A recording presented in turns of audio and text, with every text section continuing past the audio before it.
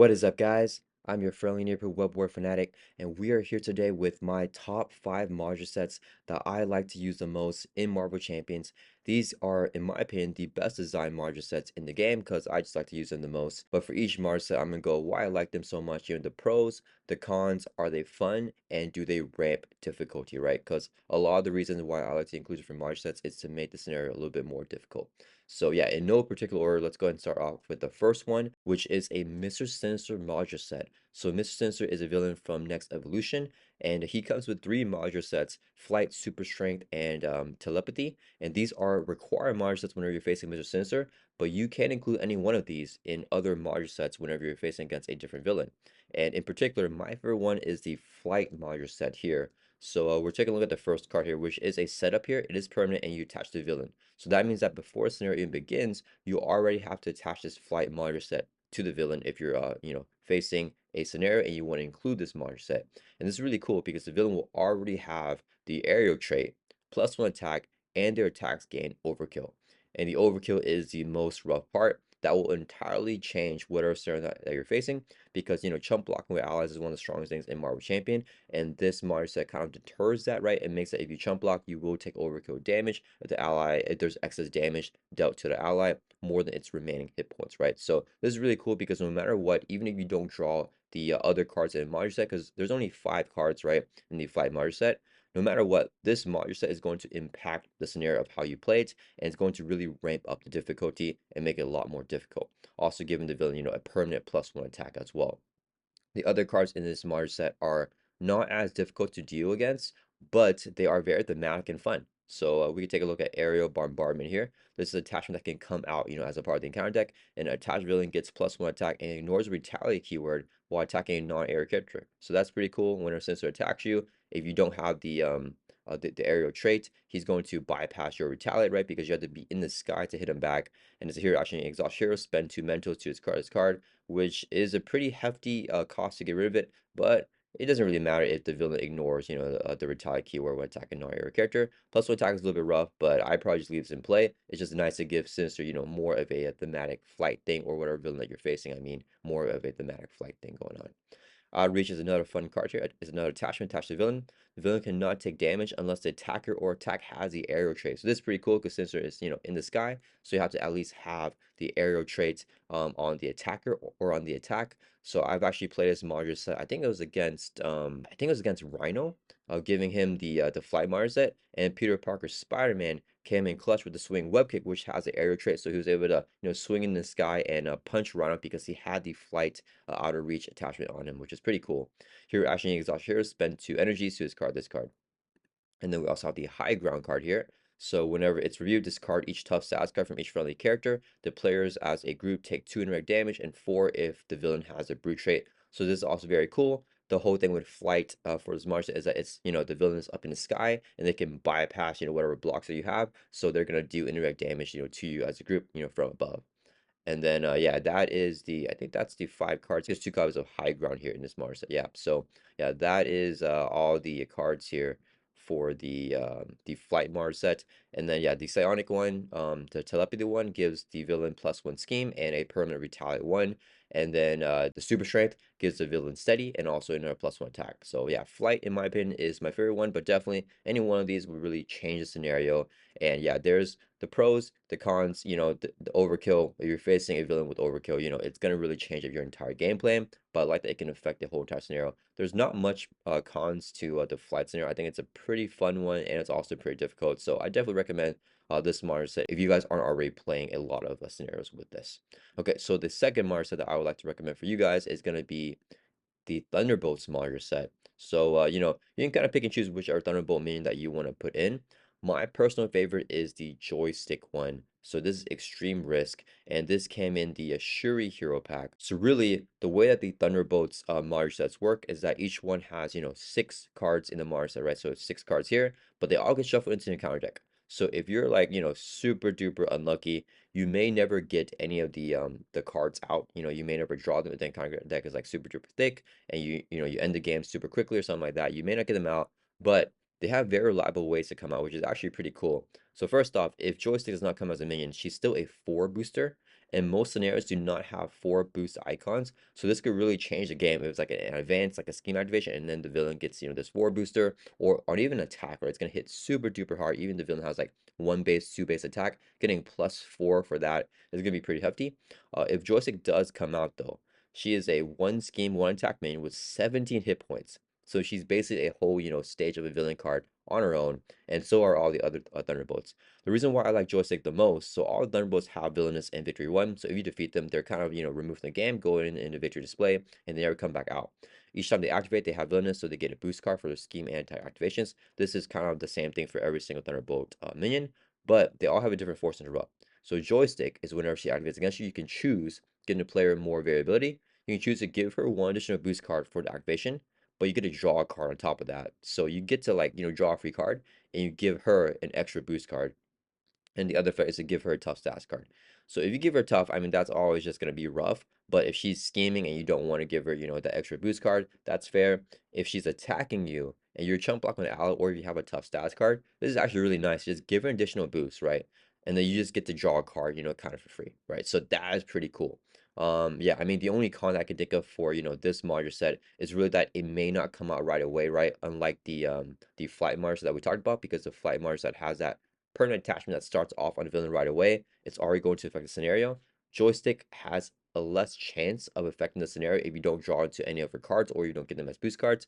But that's not a big con, right? That's gonna be most modular sets and Marvel Champions. If they don't come out, they won't really do anything. But she has a high chance of coming out because not only does she come out, as her minion card, but there's a card here. Let me skip a little bit. Um, she has 2 copies of Extreme Risk in her modular set. So one review, this is a treachery card. You find the joystick minion and you review her. So it doesn't matter like wherever she is. If she's engaged with another player because you're playing, 2 players or a higher player count, or if she's in encounter and discard power, it doesn't matter. You grab her and you just review her. So now she's engaged with you, and then she also activates against you right away. If no enemy activates this way, this card gains surge. So basically, if she's already in a victory display and you get the extreme risk, it's just going to surge. So it's always going to do something. But 2 copies of this card plus the actual joystick minion means that you have a pretty decent chance of actually getting her in this modular set. So yeah, that's pretty cool. And the boost here is pretty fun as well. You may give the activate enemy an additional boost card if you do draw 1 card, right? So the way the joystick works is that you have the option to give extra boost to give the villain or the attacking enemy, more damage, or like, more scheme activation, like more threat added to schemes. But you could draw more cards and build up your economy if you choose to take that risk, right? So that's kind of the extreme risk factor there, which is really fun because sometimes I don't want to give the enemy an additional boost card, and sometimes I do because I would rather just draw the card, especially if I'm chump block with an ally, right? If you combine this with flight and overkill, I mean, that would probably make it not as fun because then you will almost always just pick the one to not get another boost card. But yeah, this is a very fun modder set here. This is her side scheme here. So each identity gets +1 hand size, also helping you, right, with the risk factor. You get an extra hand size, which is crazy good. And as a force disrupt, when an enemy activates, is any enemy, including like just regular minions that don't have villainous, when any enemy activates, you give it a boost card for activation in addition to any other boost card that it gets. So really just, ramping the villain and all the minions, but you get a +1 hand size. So usually whenever I get the side scheme, I actually never throw it out. I just take that +1 hand size. And yeah, it's a little bit rough at times, but yeah, getting the extra hand size feels really nice because then you can do more things on your turn at the cost of the villain also being more ramped up, right? And that's kind of my favorite type of thing with scenarios. So yeah, this is pretty cool. And then she also has the energy Truncheon. I can't really pronounce that, but attach the joystick, otherwise attach the villain. The attached enemy's attacks gain piercing, and then attached enemy attacks you after this attack, discard this card and draw a card, right? So this card could be pretty rough if you are using a bunch of toughs to block those extra boost cards. But if you're just chump blocking, this doesn't really factor in, right? Because the piercing won't really do anything to overkill a minion over to you. That's gonna be overkill. That's gonna do that, right? But yeah, still a pretty fun and thematic type of modular set here. So definitely my favorite Thunderbolts modular set. But if you're looking for any type of big minion modular set that has like super beefy minions with like 14 plus hit points, definitely just pick and choose whatever Thunderbolt modular set that you like the most. Personally, I like joystick the most. But yeah, this is definitely a very fun modular set that I like to include a lot. The third module set that I like a lot, in no particular order, is going to be the Infinity Gauntlet here. So the Infinity Gauntlet, okay, this is a module that came in the Mad Titan Shadow, and yeah, this is a required module set whenever you're facing the Thanos villain and also the Loki villain in that box, right? So the Infinity Gauntlet is a permanent setup attachment, just like the Flight Monitor set. So it's already going to impact scenario no matter what, and it's a little bit unique. So basically, you give the villain +1 scheme and +1 attack permanently, and then as a force response, after that villain activates, you resolve special of each Infinity Stone that's in play. And if there are no stones in play, then you put the top card of the stone deck into play instead, right? So it's either going to trigger the stones or just put a stone into play and not trigger any stones, right? So that's going to kind of be the effect of the Infinity Gauntlet. And it'll activate every single activation, a scheme, or an attack activation. So one unique thing about the Infinity Gauntlet is that there are 7 cards in this Mars set, but none of the cards get put into the encounter deck, right? So the encounter deck stays the exact same. You have an attachment that gets attached to villain, and you have a separate encounter deck called the Infinity Stone deck, with all these infinity stones right here, right? Like the mind stone, right? And you also have like the power stone. So like basically each time the villain activates, if the power stone is in play, you trigger a special, which means you are stunned. If you're already stunned, take 3 damage, and then you place this card in the infinity stone discard pile, right? So you put it in a separate discard pile from the encounter deck. So you have like the encounter deck, you have the infinity stone deck, you have the encounter deck discard pile, and you have the infinity stone discard pile. And whenever the infinity stone discard pile runs out, you reshuffle all the cards and recreate that infinity stone deck, right? And then a lot of scenarios like Thanos and Loki have ways to get more one stone out at a time. If you include the Infinity Gauntlet, with just any random scenario, right? Like if you get like a Rhino, the Infinity Gauntlet, it's gonna be pretty funny. But he has no way to get multiple stones out, with just his, normal, encounter deck. So you only have one stone out at a time. Basically, the way that will work is that you'll flip a stone whenever he activates. Next activation, you activate special that stone. Next activation, you flip a new stone and you activate that stone again, and it just keeps going like that, right? This Marsa, I don't actually think is that difficult, even though it is one of those permanent things. So I think the con here is that it's not as fun as a lot of the other Mars sets that I like here, and it's not as difficult. But I really like the consistency of it, right? And it kind of just ramps everything up a little bit. And since it's this permanent attachment that will trigger no matter what, it's a pretty cool thing that is going to be just reliable if you want to for sure have something more difficult. The reason why I don't think it's as fun is because it's pretty grindy, right? A lot of these stones kind of just deter the player and make things a little bit more long for you to get through, not necessarily worse, right? So this will just confuse you. So now you're kind of stumped for a turn. You have to use an activation to like get rid of that confuse. The power stone will just stun you, so same thing, just kind of slowing you down a little bit. You gotta use something to get rid of that stun. The reality stone is pretty nasty. You had to discard an ally, upgrade, or support control. So same thing, you have to, if you discard like your Helicarrier or like whatever, you may just play it back down in the next deck pass again, right? So it's kind of just slowing you down with the reality stone. They are very thematic triggering all these stones. Soul Stone literally slows you down by healing the villain and giving them an extra boost card. Space Stone is probably the worst one because it mills from the encounter until you get a minion, and then you put the minion into play, engage with you, and then you place this card in the Infinity Stone discard pile, right? So this one kind of gets a minion out. If this happens, during the activation phase, that minion that just came out will also activate against you because the minions activate after all the villains activate during the activation phase. But if the Space Stone triggers like as a byproduct of like an advance or the assault in the encounter phase, then that minion will not activate. And you also have the time zone here, which is also a little bit nasty, where you discard top 4 cards of your deck, place 1 threat on the main scheme for each different card type discard this way.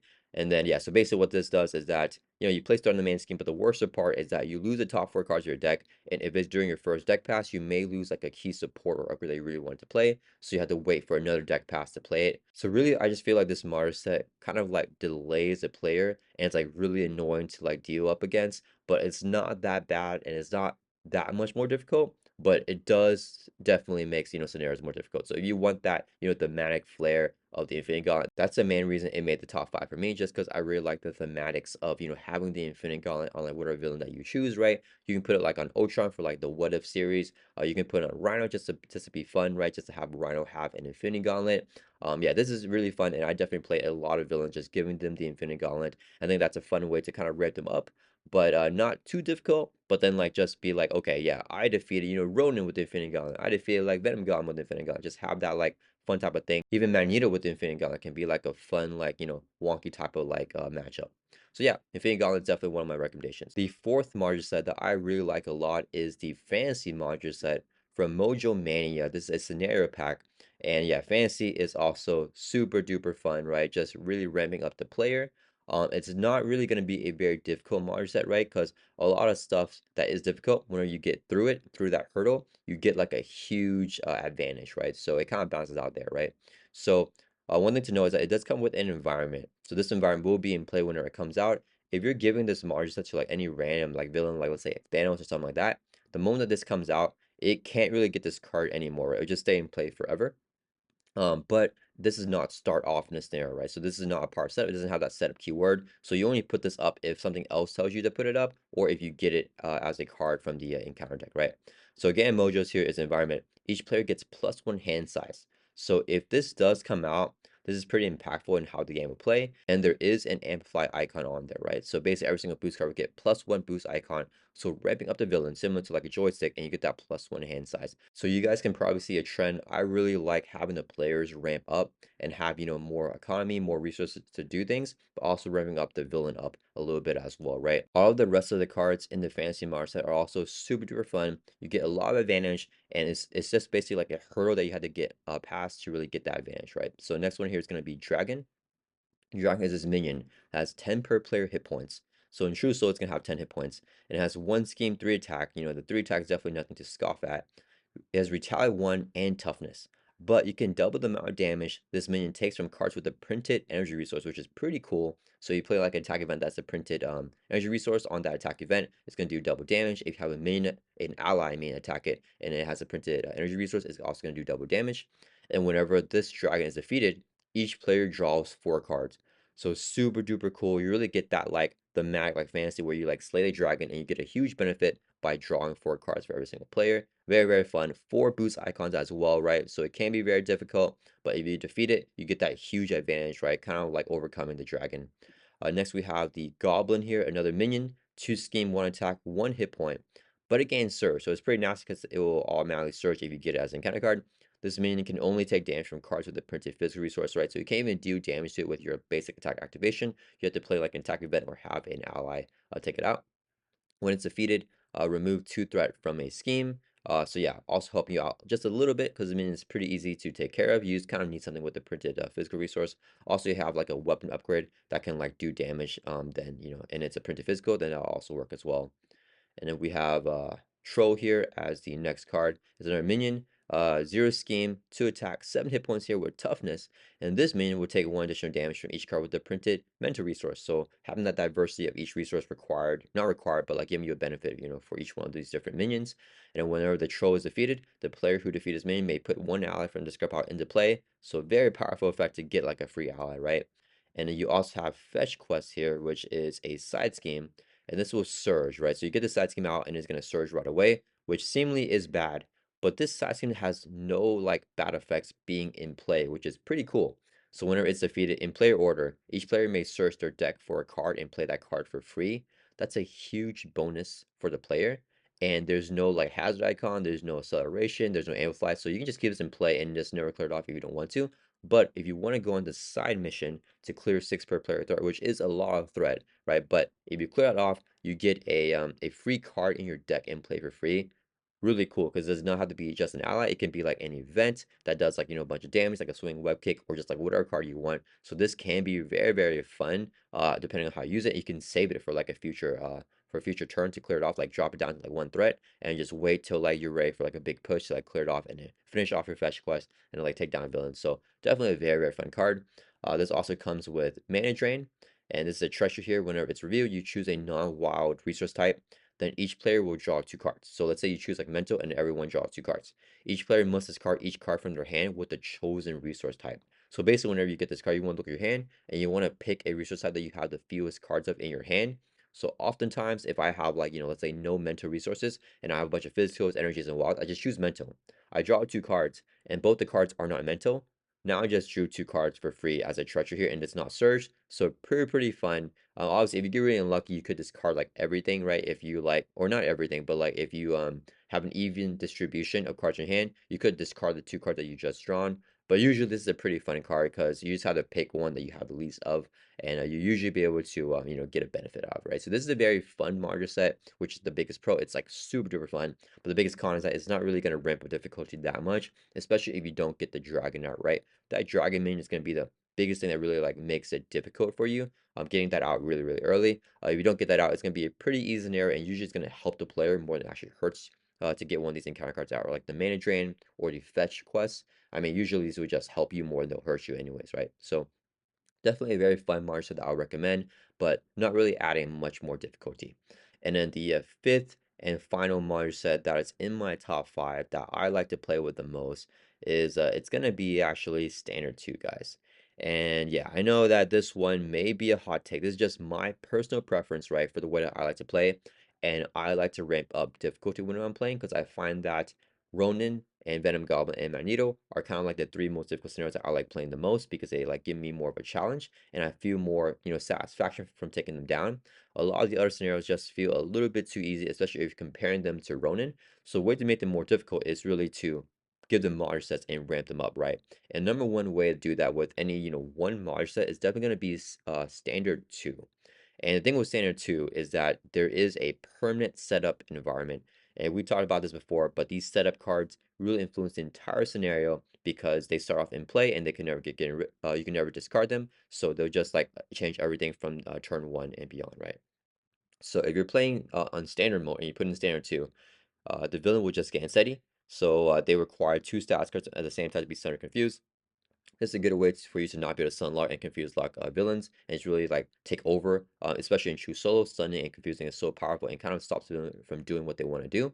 And if you're playing on expert mode, you have the flip side of Form of Foe, which is also permanent setup, and each enemy gains steady. So now all the minions also have steady as well. So if you stun or confuse a minion, they don't stop them. You have to give them two status cards. And also this will come in with a permanent acceleration icon. So from turn one, you'll already have an acceleration, and this will be in play for the entire rest of the game if you're playing on expert mode with the standard 2 modular set, right? And the other cards in this modular set, so this will replace standard 1, right? So if you're, almost every single scenario uses, standard, like the standard and expert sets. If you take out standard 1, or if you want to include standard 2, you usually want to take out standard 1 because they do very similar things, right? So you have Dark Dealings here as the upgraded version of Advanced, so that's the standard 2 version, right? So the one reviewed is villain schemes with just +1 scheme here, right? So same as in advanced, but they get +1 more scheme whenever they're activating. The boost is worse as well because advanced has a 0 booster. This is a 1 boost icon, and the boost effect is to give the villain 1 additional boost card for his activation, which is one of the worst boost effects you can ever get because then you get a second boost card, which could be that really bad, nasty boost effect that you don't want, or a lot more boost icons, right? There's two types of Dark Dealings in the standard 2 module set. You also have Mob Mentality here, which is the gang up equivalent from the standard 1. So basically, this one is whenever you an Alter Ego, you discard top 7 cards of the encounter deck, put the first minion discard this way into play engage with you. And when viewed in hero form, the villain and each minion engaged with you attacks, this card gains Surge. So you really, really want to be in Alter Ego a lot when you're facing standard 2. And I'm really looking out for this card. If I get this in hero form, the villain and his minion attacks me, and it surges, right? Which is just the worst thing because you get a really nasty effect, and it just surges on top of that. If you get an Alter Ego, it's not that bad because you discard top 7 cards in counter deck. If there are no minions, you don't get any minions, right?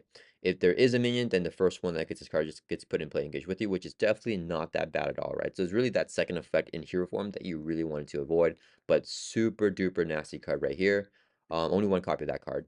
And you have one copy of Overwhelming Force here. One review, discard the highest cost upgrade or support you control. If no card was discarded, this card gains Surge. So similar to Caught Off Guard, right? But now has to be the highest cost card upgrade or support. You can choose if you have equal, costed high cost cards, right? If you have like an Avengers Mansion and like a Symbiote Suit, you can choose which one you want to discard because they're both the highest cost card.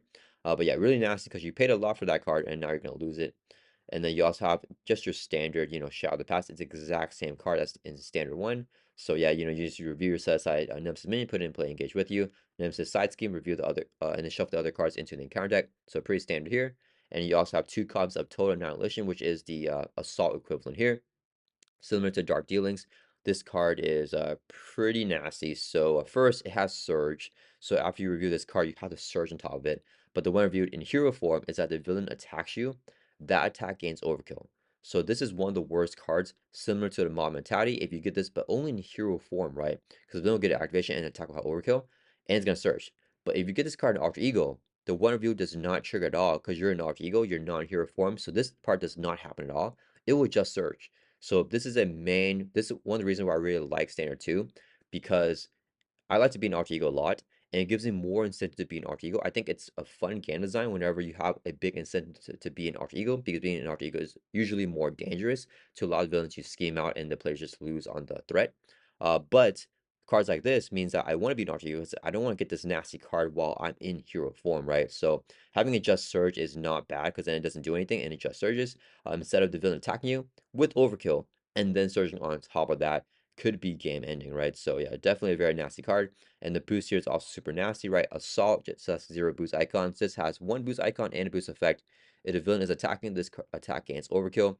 And like we talked about before, overkill is one of the worst ways for the villain to really end games, and it really changes how scenarios are played.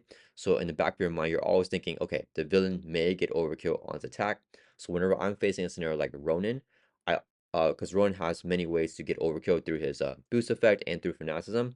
When I'm blocking attack, like chump block with the ally, I'm always worried about having low hit points, right? I always want to have at least like 7, 8 hit points, even if I'm chump block with allies against a scenario like Ronin.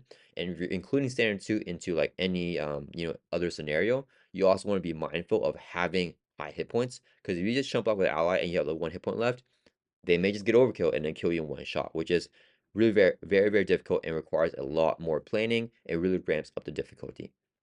The con about Standard 2 is that it is not very fun. It really just makes everything more difficult, and there's nothing really fun about it. I do like the part where you're being an Artigo a lot more, and to counteract Total Annihilation and the Mob Mentality cards. But most people hate this modern set. It is just strictly more difficult, but I don't mind it. I think it can be fun to make weaker scenarios more difficult, and just facing a more difficult scenario, as a whole. But overall, I mean, it's a pretty nasty modular set. I don't recommend it if you are a newer player, but definitely if you play the game a lot of the scenarios may get a little bit more easy to you. And including standard 2 is definitely a good way to make it more difficult, especially nowadays. Now that the players have a bigger card pool, I think that we can definitely counter a lot of scenarios with standard 2. Although in my opinion, I would say that I don't think standard 2 necessarily makes like Rhino more difficult than Ronin. I think that just facing Ronin and Venom Goblin is going to be more difficult than most scenarios, giving them standard 2. But if you face like, let's say like, I don't know, Thanos, and you give him standard 2, he's probably going to be more difficult than like a Ronin, I would say, if not like around the same level, right? So if you face like a higher difficult scenario and you give them standard 2, they're probably going to be around Ronin level, give or take. And I forgot to say that standard 2 comes in the Hood scenario pack here. So if you want this modder set, it will be from the Hood's scenario pack. So yeah, all right, that is my list here, guys. These are the top 5 modder sets that I think are the most well designed, that I play with the most whenever I'm playing the game of Marvel Champions. Let me know what you guys think. Which ones do you also play with a lot? Do you agree with me? Are these also Marvel sets that you guys like a lot as well? Or have you guys never played with these Marvel sets? I hope you guys enjoy this video. I hope these Marvel sets help freshen up your Marvel Champions games. I'll see you guys all in the next video.